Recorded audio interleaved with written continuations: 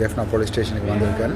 எனக்கு எதிராக ஏற்கனவே சாவச்சேரியில் போடப்பட்ட ஒரு வழக்குண்டு அதே சம்பந்தமான வழக்கு தான் வேறொரு மருத்துவரால் போடப்பட்டிருக்கு. நீதிமன்றத்தில் நடக்கின்ற வழக்குகள் எது சம்பந்தமாகவும் கருத்துக்கள் தெரிவிக்கக்கூடாதுன்னு சொல்லி கரம் நீதிவான் அவர்கள் சொல்லியிருந்தார்கள். மக்களுக்கு சொல்கிறதுக்குரிய தார்மீக கடமை எனக்கு இருக்க ஆதாரங்கள் எல்லாத்தையுமே ஒரு டிவிடியில் ரைட் பண்ணி கொண்டு போனால் அதை போலீஸாரிடம் ஒப்படைக்க சொல்லியிருக்காங்க. என்னோட அரமாட்டியத்தில் ஒப்படைப்பேன்.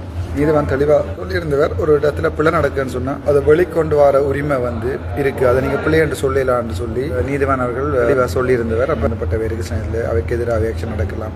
கேஸ் கொஞ்சம் பெருசாக இழுபட்டு கொண்டு போகும்னு நினைக்கிறேன். பட் அது சம்பந்தமான முழு ஆதாரங்கள் முன்னாடி இருக்கிறதால கொடுப்பேன். என்ன தொடர்ந்து இப்படி கொடுத்து கொண்டு போய்க்கல டாக்டர்ஸ் பேர் தான் பொது வழியில் சிரிக்கிற மாதிரி இருக்கும். எவிடன்ஸ் கொடுக்காமட்டால் நான் ஒரு குற்றவாளியாக போயிடுவேன். அதில் என்ன காய்ச்சேன்னு சொல்லி எவிடன்ஸ் கொடுப்பேன். அதோடையுமே நிப்பாட்டினோம்னு சொன்னால் தங்களுக்குரிய டேமேஜ் இல்லாமல் போகலாம். Good afternoon. நான் டாக்டர் அர்ச்சனா. நேற்று பின்னேரம் ஒரு 7 o'clock போல் எங்களோட வீட்டுக்கு ராஜகிரிய போலீஸ் எனக்கு இன்றைக்கு அழைப்பானை இருக்குன்னு சொல்லி ஒரு லிஸ்ட் ஒன்று கொடுத்துருந்தது. அதை நான் பார்த்தேன். அதுக்கு பிறகு நான் அதை எடுத்துக்கொண்டு இன்றைக்கு ஜெஃப்னா போலீஸ் ஸ்டேஷனுக்கு வந்திருக்கேன். நான் நேரம் எனக்கு எதிராக ஏற்கனவே சாவச்சேரியில் போடப்பட்ட ஒரு வழக்குண்டு அதே சம்பந்தமான வழக்கு தான் வேறொரு மருத்துவரால் போடப்பட்டிருக்கு. இப்போ அதில் சப்ஜுடிஷியரி ரூல் என்னன்னு சொல்லி தெளிவாக விளங்கப்படுத்தப்பட்டது. அதாவது நீதிமன்றத்தில் நடக்கின்ற வழக்குகள் எது சம்பந்தமாகவும் கருத்துக்கள் தெரிவிக்கக்கூடாதுன்னு சொல்லி கரம் நீதிவான் அவர்கள் சொல்லியிருந்தார்கள். அது தவிர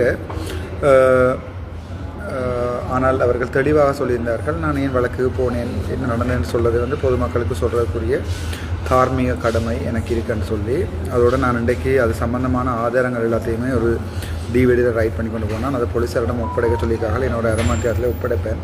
அதை ஏற்கனவே உங்களுக்கு ஃபேஸ்புக்கில் போட்டுட்டேன் நான்.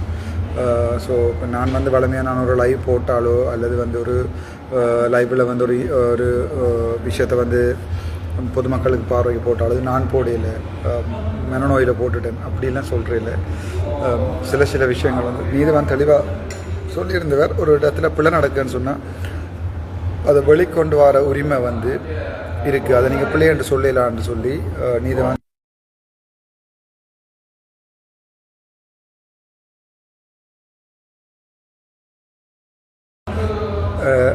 நீதிவான் அவர்கள் அது தெளிவாக சொல்லியிருந்தவர். அப்போ அது சம்மந்தமாக நான் ஏற்கனவே போட்டிருந்த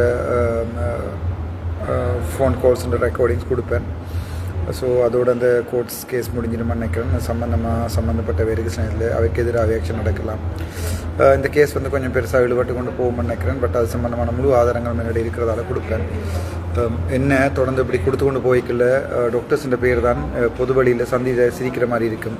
நான் ஏற்கனவே சொன்னேன், நான் வேண்டாம், ஒரு மெடிக்கல் அட்மினோட ஒரு டாக்டர்ஸ் பிரச்சனைப்படக்கூடாது. முக்கியமாக ஒரு ஹாஸ்பிட்டலில் பார்த்தீங்கன்னு சொன்னால் ஒரு மெடிக்கல் அட்மினும் ஜேஎம்ஓன்ற இந்த ரெண்டும் வெரி இம்பார்ட்டன்ட். ஏன்னா ஒன்று கோர்ட்ஸோட டீல் பண்ணுறது, ஒன்று பப்ளிக்கோட டீல் பண்ணுறது.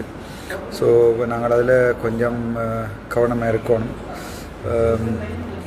ஸோ எனக்கு சில நேரங்கள் என்ன செய்கிறேன்னு சொன்னால் ஒன்றும் செய்யலை. அது இப்போ எவிடன்ஸ் கொடுக்காமட்டால் நான் ஒரு குற்றவாளியாக போயிடுவேன். அதில் எவிடன்ஸில் கொடுக்கணும். யார் என்ன காய்ச்சான்னு சொல்லி எவிடன்ஸ் கொடுப்பேன். மேலதிகமாக ஓப்பன் கோர்ட்ஸில் கொடுக்கலான்னு சொன்னால் அதை நான் பிரத்தியமாக வழக்கறிஞர் மூலம் கொடுப்பேன். இப்போ இதில் எனக்கு சொல்கிறதுக்கு ஒன்றும் இல்லை. இப்போ இவ்வளோத்தோடையுமே நிப்பாட்டினோம்னு சொன்னால் தங்களுக்குரிய டேமேஜ் இல்லாமல் போகலாம். இல்லாட்டி அது சம்மந்தமாக இன்னும் ஆராய போய்க்குள்ள இந்த கடையில், இந்த பெட்டி கடையில் இவ்வளோ காசு கொடுத்தது ரெண்டெல்லாம் ஆராய்க்க என்னோட ஆதாரங்கள் கிடக்கும்.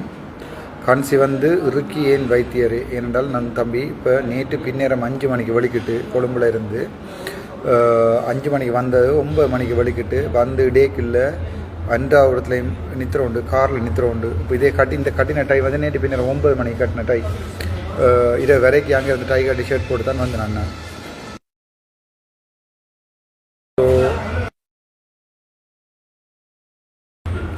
ஸோ கொஞ்சம் உங்களுக்கு விளங்கணும். நீங்கள் சும்மா இதில் இருந்து ஜேசி எஜிம் இதை பிளாக் பண்ணணும் அந்த கடும் ஆள். ஏனென்றால் பிளாக் ஜேசிஎஸ்சி இப்படி இந்த ப்ரொஃபைலும் இல்லாமல் ஒன்றுலேயும் காஞ்சி வந்திருக்கு. இந்த ஐஸ்கிரீம் தான் குடிச்சு கொண்டிருக்கேன். இந்த பேர் பார்க்குறேன்டா பேர் ஐஸ்கிரீம் தான் இப்போ குடிச்சு கொண்டிருக்கேன். நான் வேறு ஒன்றும் குடிக்கலை. இப்போ டயபெட்டிக் இருக்கின்ற இடத்த கேட்கும், அதுக்கு எனக்கு மெட்ஃபோன் போட தெரியும் தானேடாப்பா. சரி, இப்போ 2 மணி போய் கோர்ஸில் இது கொடுக்கணும். இது ஒரு 8வது வழக்கு. இன்னும் கணக்கு வழக்கல் நினைக்கிறேன். எல்லாத்துக்குமே ஆதாரங்களும் நான் சொன்னதில் ஒழிக்கிற மறைக்கிற ஒன்றுமே எனக்கு இல்லை. ஸோ எல்லாத்துக்குமே என்னோடய ஆதாரங்களும் இதுவும் இருக்குது. சொந்த ப்ரொஃபைலில் வந்து கொமெண்ட் பண்ண இல்லாத முதுகு இல்லாதாக்கள் தான். சில பேர் வந்து இந்த செம்புதூக்கியல் அவையில் தான் வந்து இதில் வந்து கொமெண்ட் பண்ணி கொண்டிருக்கணும். ஸோ எனக்கு அதை பற்றி பிரச்சனை இல்லை. I'm doing good.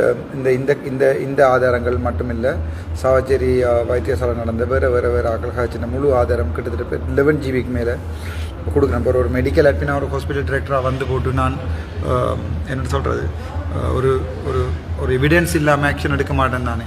அப்போ அந்த எவிடன்ஸ் எல்லாத்தையும் நான் சேகரித்து கொண்டு தான் ஆக்ஷன் எடுப்பேன். அதை வாசம் நான் சொல்லியிருக்கார். அப்படியே முதல்ல சாமான் எல்லாத்தையும் எடுத்து ரெடி பண்ணி போட்டு ஆக்களுக்கு சூட்டு. பட் அது ஓட்டோவாக சேவ் பண்ணினது தானே. இனி என்ன செய்கிறது நான் உனக்கு சொல்லிடாது. பட் என்னால் கொடுக்கக்கூடிய எவிடன்ஸை கொடுப்பேன். நீ வந்தால் சில நேரம் சில ஜேஎம்எம்ஆர் வீட்டை போட்டி வரும், வேலையெல்லாம் போகும். ஸோ அதுக்கு நான் பொறுப்பில்லை, அது தாங்களாகவே ஸ்டார்ட் பண்ணி கொண்டது. Thank you so much. கோர்ட்ஸில் இருந்து 8வது வழக்காக பதிவாயிட்டிருக்கு. நீதிவானே சொல்லியிருக்கார், கோர்ட்ஸில் நடக்கிற விஷயங்கள் சம்மந்தமாக சொல்கிறதுக்குரிய உரிமை அவருக்கு இருக்குது. பட் கோர்ட்ஸை கண்டம் பண்ண இல்லாது. அதாவது வந்து கோர்ட்ஸில் அப்படி பிள்ளை விட்டவே இப்படி பிள்ளை விட்டேன்னு சொல்ல இல்லாது. அது வடிவாக தெரிஞ்சு என்னான்ட்டு எனக்கு கண்ணல் ஓய்ஸ் மாதிரி வைக்கணும். அதில் டைனோசர் பார்த்து கொண்டிருக்கு. அப்படி கிணவேர் வந்து அப்படி கணக்கு இருக்குது. ஸோ எனக்கு அதை பற்றி பிரச்சனை இல்லை, நான் அதை பார்த்துக்கொள்ளுவேன். மற்றது இந்த சும்மா அந்த சின்ன சின்ன பிள்ளைகளோட சேர்த்து கதைக்கிறது, நீங்கள் முன்னே இந்த வங்குரோத்த எண்ணங்களை வந்து வீட்டிலேயே வச்சுருக்கிறது நல்ல நினைக்கிறேன். ஏனென்றால் நான் எல்லாரையும் அக்கா தங்கச்சியை தான் பழகினான், அக்கா தங்கச்சியோட பிறக்கையில் அக்கா தங்கச்சியை தான் பழகினான். அப்போ எனக்கு அப்படி ஒரு எண்ணங்களும் இல்லை, இதுவும் இல்லை. Thank you so much. எப்படி வசதி தேங்க்ஸ் அப்போது.